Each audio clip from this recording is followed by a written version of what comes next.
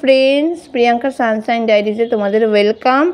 তো শুভ রবিবার, তোমরা সুস্থ থাকো, ভালো থাকো, আমিও যেন সুস্থ থাকি, ভালো থাকি। এই দেখো আমার ঘরে চলে এসেছে বিভিন্ন রকম সবজি আর ফলের মধ্যে আজকে মৌসুম্বি লেবু আর কমলা লেবুটাই আছে, আর দুটো আপেল আছে, আর আগের ফল তো ছিলই। তা মৌসুম্বি আর কমলা লেবুটা বেশি করে কিনেছি, কারণ শীতকাল তো, টানের ওয়েদার, একটু মানে জুসি টাইপের কিছু খেলে ভালো। আর অরেঞ্জ তো খাওয়া ভালোই, শীতের তো নতুন ফল। শীতকালে তো অরেঞ্জ খাওয়াটা ভালো, জানোই তোমরা। তো চলে এসেছে সবজি, দেখো এখানে পেঁয়াজকলি, ফুলকপি, সিম, তারপরে কড়াইশুঁটি, টমেটো, ধনেপাতা, কাঁচা লঙ্কা, আর নিয়েছি একটা লাউ। দেখি লাউটাকে দিয়ে আজকে কী করতে পারি। তো সবজি বিভিন্ন রকম নিয়েছি, সবজিগুলিকে তুলে রাখবো, তার জন্য ওই ফ্রিজ থেকে বের করে নিয়েছি সবজি রাখার পাত্রটা। তো তার মধ্যে আবার ছেলেকে একটু ব্রেকফাস্ট করে দিই, মেয়ে তো ঘুমাচ্ছে, মেয়েকে দেবো ছাতু, আর আমি আর ছেলে একটু ব্রেকফাস্ট খেয়ে নেব। তো তোমরা সাথে থাকো, দেখতে থাকো।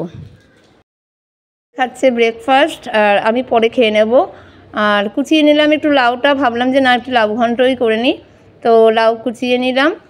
আমি কিছু দিয়েই করবো না, একটু লঙ্কা, একটু জিরে, তেজপাতা ফোড়ন দিয়ে কড়াইতে তেল দিয়ে তার মধ্যে লাউটাকে দিয়ে নেড়ে চেড়ে একটু নুন হলুদ দিয়ে নাড়বো চাড়বো, তারপর ঢেকে রাখবো। ঢেকে রাখলেই তো লাউটা মজে যাবে। তারপর না আবার আগে দিয়ে দেবো একটু ধনেপাতা কুচি, তা সবই কেটে কুটে রেখে দিয়েছি। তো লাউটা এখন করে নেব, লাউটা বসিয়ে দিয়েছি। লাউটা এখন নেড়ে ছেড়ে একটু ঢেকে দিয়ে তারপর ধনেপাতা দিয়ে নামিয়ে দেবো। তো তোমরা সাথে থাকো, পাশে থাকো, দেখতে থাকো। লাউটা পুরোপুরি মজে গেছে, লাউ হয়ে গেছে, আর আমি নেড়ে ছেড়ে একটু ধনেপাতা উপরে ছড়িয়ে দিয়ে ব্যাস লাউ ঘন্ট নামিয়ে দিলাম।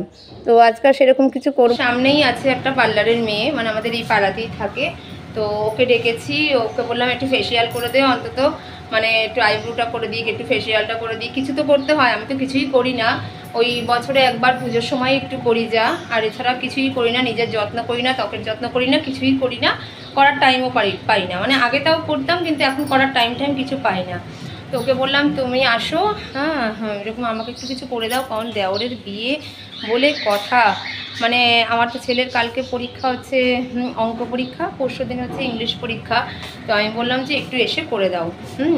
ওর নাম বিমলা। তো ওকে বললাম বিমলা একটু এসে করে দাও, একটু ফেসিয়াল করে দাও, একটু আইব্রোস করে দাও।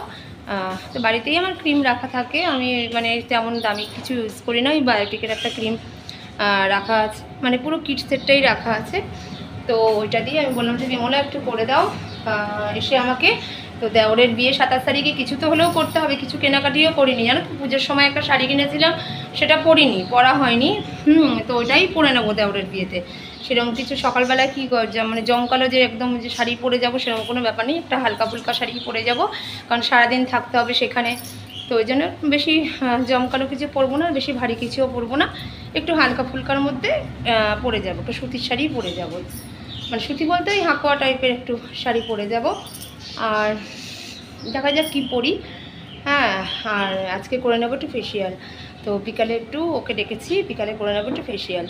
তো রবিবার, মানে বাজার তো অনেক আনা হয়ে গেছে, সব গুছিয়ে রেখে দিয়েছি, কিন্তু সেরকম কিছু রান্নার পর রাখিনি। এমনিও রবিবার না আমার রান্না করতে একদম ইচ্ছা করে না, কারণ রবিবারটা মনে হয় যে আমি একটু রেস্ট নিই, আমি একটু মানে ফ্রি থাকি, আমি একটু নিজের জন্য একটু ব্যস্ত থাকি, নিজের যদি কোনো কাজকর্ম থাকে সেগুলি করি, হ্যাঁ এসব মনে হয়। তো সেটা হয়ে ওঠে না, যেহেতু ছেলে মেয়ে বাচ্চা ছোটোই, দুজনেই ছোট, ওদের জন্য তো কিছু হলেও করতে হয়। তো সেটাই যতটুকু পারলাম একটু করে রাখ। এবার নিজেকে একটু ব্যস্ত থাকবো, নিজেকে নিয়ে নিজে বিকালবেলায় করে নেবো একটু ফেসিয়াল। তো তোমরা সাথে থেকো, পাশে থেকো, চলো। এই যে বন্ধুরা দেখো, এখানে সব লেবু কেটে রেখেছি, এবার করে নেবো রস, ঠিক আছে। হাতে একটু প্রেশার লাগে জানো তো।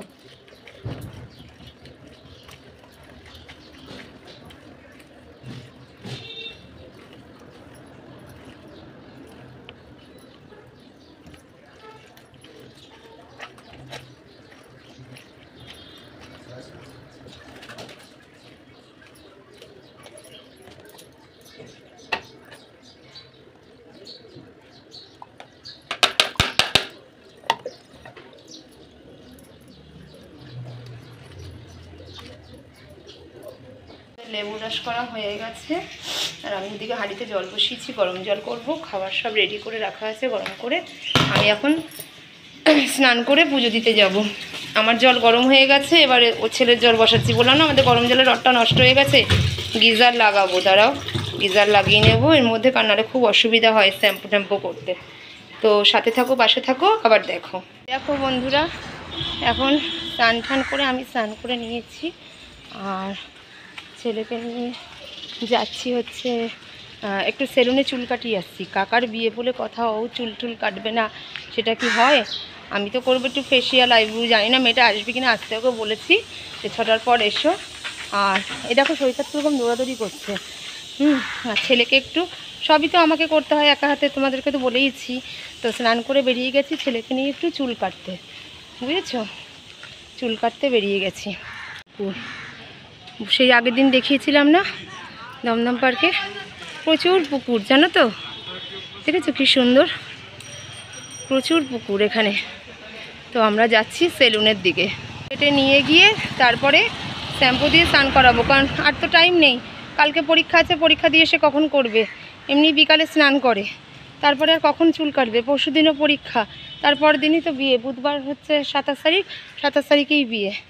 সেই জন্য কাকার বিয়ে বলে কথা, ছেলে একটু সাজবে না, তার মা একটু সাজুগুজু করবে না, আর মেয়ে তো কিছু সাজে না, ও যেমন আছে তেমনই সেজেগুজে যাবে। আমিও সাজি না কিছু, একটু ফেসিয়ালটা একটু করতে হয়, হ্যাঁ, তার জন্য একটু ফেসিয়ালটা করব, আর একটু আইব্রোটা করব। না করলে কি আর হয়? নাহলে তো বাজে লাগবে দেখতে। তো এই হচ্ছে কথা। তো সাথে থেকো, বাসে থেকো, তারপরে খাবো, দুপুরে খাওয়া দাওয়া করব, আর খাওয়া দাওয়া করে তারপরে একটু রেস্ট নেব, তারপরে দেখি ওই মেয়েটা কখন আসে ফেসিয়াল করতে, বুঝেছো? তো সাথে থাকো, পাশে থাকো। বসে গেছে চুল কাটতে, এই বললাম না সেলুনে যাচ্ছি, চুল কাটতে বসে গেছে ও আবার, মানে যে চুল কাটছে তার নাম শান্তনু, আবার গান গাইতে গাইতে চুল কাটছে। তো দেখো ছেলে চুল কাটতে বসে গেছে। তো এবার বাড়ি চলে যাব, চুল কাটা হয়ে গেলে বাড়ি চলে যাব, একটু যাই হোক মানে যা খাওয়ার তো গরম করে রাখাই আছে, তো ওগুলি খেয়ে দিয়ে একটু নিয়ে নেবো রেস্ট। তার মধ্যে দেখি বিমলা চলে আসবে কখন। তো এই দেখো বিমলা চলেও এসেছে, আমি মানে বসে গেছি ফেসিয়াল করতে। একটু হাতে ট্যান প্যাক লাগিয়ে নিয়েছি, হাতে ট্যান প্যাক লাগিয়ে আগেও আমাকে একটু হাতে একটু ডলাডলি করছে, তারপরে ফেসিয়াল করতে বসে যাব। ফেসিয়াল করতে অলমোস্ট শুয়ে পড়েছি, ফেসিয়াল করছে।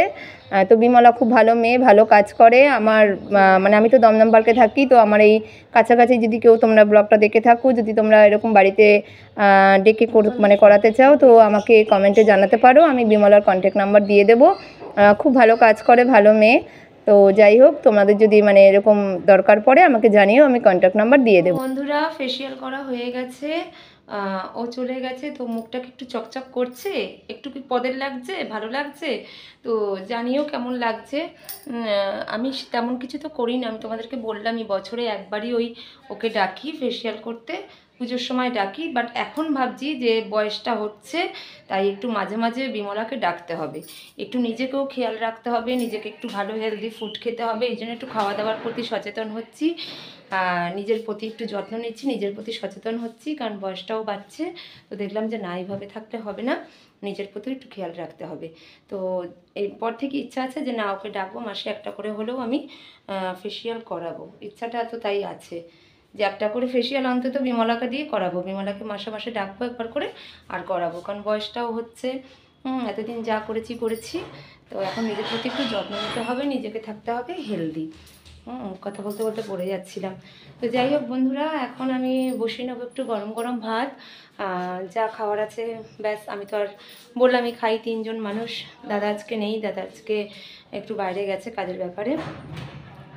তো খাবো 3 জন মানুষ, বসিয়ে নেবো গরম গরম ভাত একটু।